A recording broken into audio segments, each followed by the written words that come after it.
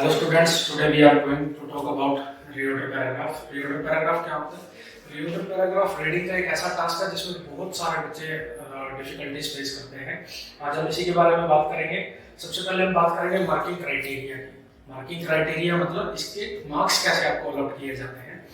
Marks हमें pair के मिलते हैं, ना कि हमें पूरा पैराग्राफ सोल्व करने के मिलते हैं। सबसे पहले आपको उस जो उसके अंदर रिओर्डर पैराग्राफ के अंदर जो आपको लाइंस दी गई हैं उनका आपको एक पेयर बनाना है। पेयर के ही आपको मार्क्स मिलेंगे। तो जैसे मार्किंग क्राइटेरिया हमें पता लग गया। अब हम उसके बाद बात करेंगे टिप्स एंड स्ट्रेटजीज की। टिप्स एंड स्ट्रेटजीज क्या है? सबसे पहले मेन सबसे जो बात है वो हमें फर्स्ट लाइन को ढूंढना है। फर्स्ट लाइन क्या है? फर्स्ट लाइन हमेशा डिपेंडेंट नहीं होगी किसी पे, इंडिपेंडेंट लाइन होगी जो खुद पे डिपेंड होगी। जैसे कि मान के चलो, अगर मैं एग्जांपल देता हूँ कि वह स्कूल जा रही है, वह कौन, हमें अभी तक नहीं पता, तो यार दूसरी लाइन पे डिपेंड है। तो उसके बाद हम क्या बात करेंगे? हम सबसे पहले वह को पता लगाएंगे, वह कौन है। जैसे कि हमने सबसे पहले फाइंड एन इंडिपेंडेंट सेंटेंस, सबसे पहले इंडिपेंडेंट सेंटेंस को ढूंढना है। अब कैसे ढूंढना है? How to identify first sentence. सबसे पहले हम फर्स्ट सेंटेंस को ढूंढेंगे, या तो उसमें किसी का नाम दिया होगा, या किसी स्टडी की बात होगी, या किसी रिसर्च की बात होगी, और वो एक फुल इंफॉर्मेशन कैरी नहीं करेगी। फर्स्ट लाइन कभी भी पैराग्राफ के बारे में टोटली इंफॉर्मेशन रिवील नहीं करती है। उसके बाद आपकी नेक्स्ट जो स्ट्रेटजी है वो है it mainly consist of and will introduce a persons name, technical term, book title, research, place, situation और एनी कंसेप्ट। मान के चलो सबसे पहले आपके पास या तो किसी पर्सन का नेम दिया गया होगा, या टेक्निकल टर्म कोई होगी, या फिर किसी बुक का टाइटल होगा, किसी रिसर्च की बात हमारे पास करी होगी, कोई प्लेस के बारे में बात होगी, किसी सिचुएशन को डिस्क्राइब किया गया होगा। तो एग्जांपल अगर हम मान के चलते हैं तो हम एक बुक का एग्जांपल लेते हैं। बुक का एग्जांपल सबसे पहले अगर हमें बुक के ऊपर एक रिओर्डर पैराग्राफ दिया गया है जिसके हमने पेयर बनाने हैं, तो उसमें क्या करेंगे? सबसे पहले तो बुक का नाम आएगा, बुक के नाम के बाद उसका ऑथर्स नेम आएगा, ऑथर नेम के बाद हमें इंडेक्स आएगा। ऐसे ऐसे relation, step by step relation हमें बनाना है। तभी हमें पता चलेगा, जब हम इंडेक्स तक पहुंचेंगे स्टेप बाय स्टेप, जब भी हमें पता चलेगा कि फोर्थ लेसन के और फर्स्ट पैराग्राफ में क्या दिया गया है। ठीक है, तो ये है आपकी फर्स्ट लाइन। फर्स्ट लाइन के बाद हम अब बात करते हैं नेक्स्ट स्ट्रेटजी की, स्ट्रेटजी नंबर 2। फर्स्ट सेंटेंस को आइडेंटिफाई करने के लिए हमारे पास फ्यू अदर्स हिंट्स भी हैं। जैसे कि अगर हम सबसे पहले बात करें तो प्रोनाउन रूल की। प्रोनाउन रूल क्या होता है? अगर किसी सेंटेंस में ही, शी, इट, दे, दोस्त, इट, अगर ऐसे वर्ड्स दे रखे हैं तो हम क्या करेंगे? फर्स्ट जो हमारा सेंटेंस है वो कभी भी इन वर्डों से स्टार्ट नहीं होगा। किस किस से? ही, शी, इट, दे और दोस्त से। ठीक है, लेकिन इसमें एक अदर केस भी आता है जिसमें आ सकता है कि in his book Siddharth wrote about India. इसमें क्या हुआ? स्टार्ट तो हमारी लाइन हिज से हुई है, पर उसमें आया क्या है? आगे मेन कैरेक्टर आ गया है जिसको सब्जेक्ट है, जो उसका नाम भी दिया गया है सिद्धार्थ। तो आपने सबसे पहले चूज करने से पहले उस लाइन को आइडेंटिफाई कर लेना है, एक बार कंप्लीट लाइन को पढ़ लेना है। फर्स्ट लेटर देखने के बाद कभी भी उसको जज नहीं करना कि ये फर्स्ट लाइन नहीं हो सकती। नेक्स्ट अगर हम बात करें contradicting and transition words. Contradicting words क्या होते हैं? कॉन्ट्राडिक्टिंग वर्ड्स होते हैं जैसे however, therefore, in addition to, और इनसे हमारी बट, फॉर, इनसे हमारी कभी भी लाइन स्टार्ट नहीं होगी। क्योंकि हाउएवर, अगर मैं अपनी लाइन फर्स्ट लाइन में देखता हूँ, अगर हाउएवर इसके अंदर वर्ड है तो हाउएवर किसी अदर लाइन को कॉन्ट्राडिक्ट कर रहा है।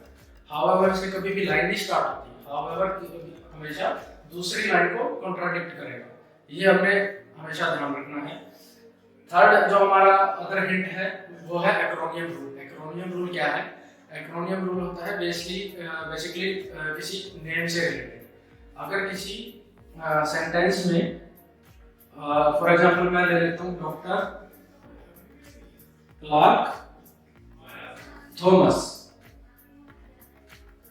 अगर आपके पास एक तो कंप्लीट नेम दिया गया है और एक नेम दिया गया है डॉक्टर थॉमस, तो सबसे पहले लाइन में जो आएगा वो डॉक्टर क्लार्क थॉमस, जिसमें आपका फुल नेम दिया जाएगा, वो लाइन हमारी पहले आएगी। और जिसमें नेम कंप्लीट नहीं दिया गया है जैसे डॉक्टर थॉमस, वो लाइन हमारी बाद में आएगी। हमने सबसे पहले पहली लाइन को जैसे ही हम आइडेंटिफाई कर लेते हैं, हमने फर्स्ट लाइन के साथ अब सेकंड लाइन का रिलेशन ढूंढना है। एक साथ चारों लाइनों को हमने सॉल्व करने की कोशिश नहीं करनी है पैराग्राफ में। फर्स्ट लाइन ढूंढी, फर्स्ट लाइन ढूंढने के बाद हमने फर्स्ट लाइन का रिलेशन ढूंढना है सेकंड लाइन से, फिर सेकंड लाइन ढूंढने के बाद हमने थर्ड लाइन का रिलेशन ढूंढना है। किसी किसी केस में पता ही नहीं लगता कि पैराग्राफ में बात किस बारे में हो, तो हमने वहां पे पैराग्राफ को सॉल्व ना करके हमने पेयर बनाने की कोशिश करनी है कि एटलीस्ट हम एक पेयर तो कम से कम बना लें। एक पेयर अगर आपका बन जाता तो आपका 1 मार्क्स मिलेगा। अगर आपके रिओर्डर पैराग्राफ में 4 लाइनें हैं तो आपका रिओर्डर पैराग्राफ 3 मार्क्स का है। अगर रिओर्डर पैराग्राफ में 6 लाइनें हैं तो आपका रिओर्डर पैराग्राफ 5 लाइन्स का है। इसके बाद हम बात करेंगे आर्टिकल्स की। आर्टिकल्स से भी बहुत चांसेस है कि आपकी लाइंस डिनोट हो जाएंगी कि पेयर हम कैसे बना सकते हैं। आर्टिकल्स